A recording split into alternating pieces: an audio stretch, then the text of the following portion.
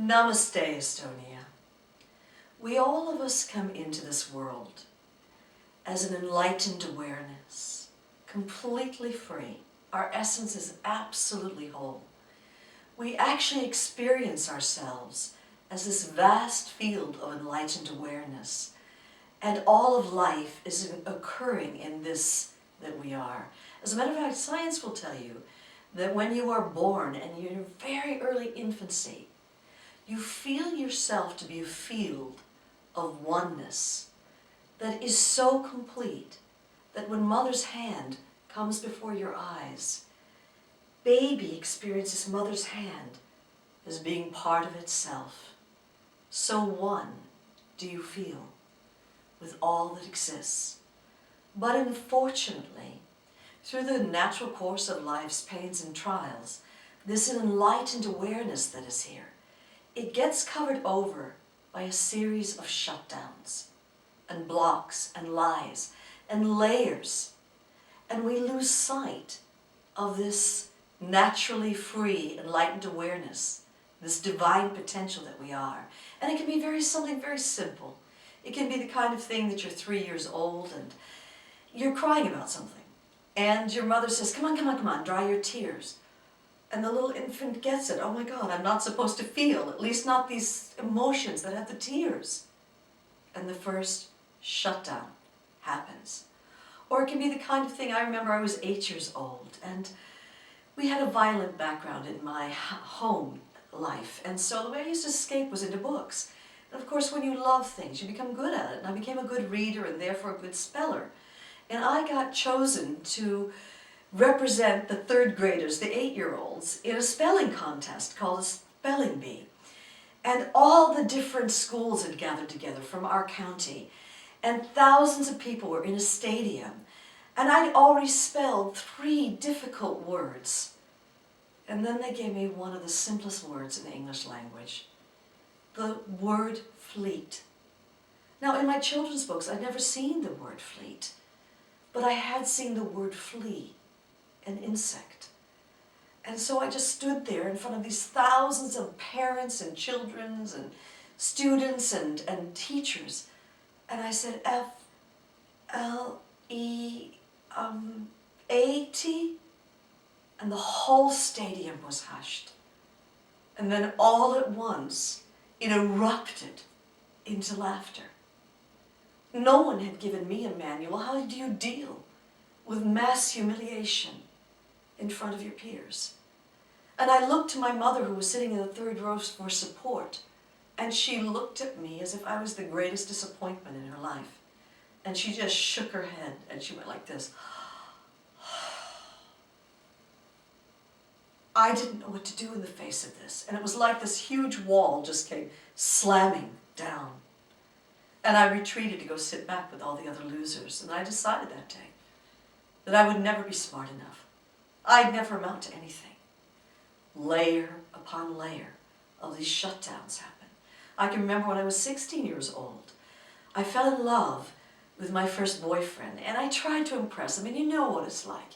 You try to impress somebody, and you make an absolute fool of yourself, and that's exactly what I did. And I watched the first love of my life just running out of my life. And that day I decided I would never be lovable. I'd never attract someone that I was attracted to. I wasn't worthy of love. Layer upon layer upon layer. And then when we get to be adults, in all of our cultures, we're all trained to do the same thing. We cover over all these layers with this hardened veneer, this polished veneers that says, no, I'm an adult, I've got it handled, I've got my life together. And we present this hardened veneer to the world. And then we wonder why it is everyone thinks we're so full of you know what. Well, as adults, we wonder, why is it I have this longing, this call coming from the very depths of my being, to come home to some largeness of being that I sense, some freedom, and we have a longing for enlightenment.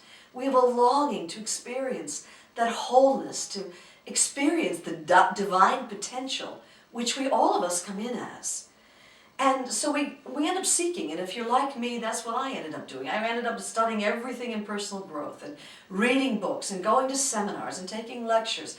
And then I would travel around the world, meeting with all the different enlightened masters and doing the practices, doing the mantras, doing the yogas. And it seemed no matter what I did, no matter what I tried to do, somehow I just couldn't get access to this enlightened awareness. I didn't have a method. I didn't know how. And none of the practices I was doing was bringing me there. And then very often, if you're very lucky and you have a thirst like we have to awaken and to heal and to discover the greatness of your being, well, then life will give you a wake-up call. And these wake-up calls, they come in so many different forms. They can come in the form of a loss of a loved one or a war. They can come in the form of a divorce, or in my case, it came in the form of a serious illness, where for a moment you get it, that you're just going to have to get real. And you crack through that hardened veneer that you've been projecting to the world. And you end up opening down through the layers of all the lies and the shutdowns, the hurts, the traumas, the pains, the blocks, and you end up opening into this vast, radiant potential, this huge light, this love, and you realize it's been there all along. Only all of us, what we did is we identified with the layers that covered it.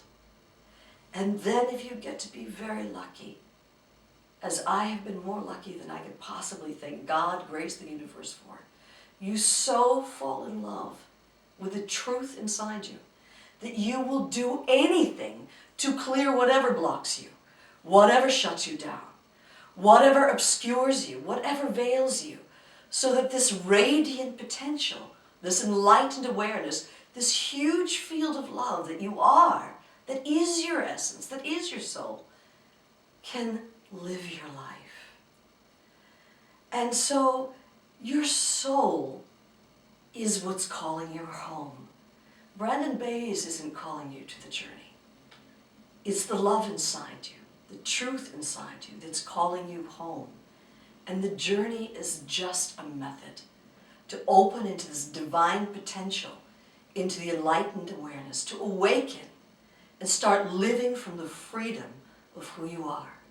And in this divine potential is a huge healing presence that's capable of healing any aspect of your life.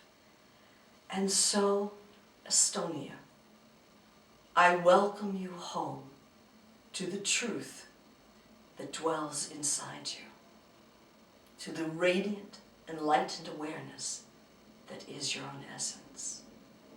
A deep, heartfelt Namaste.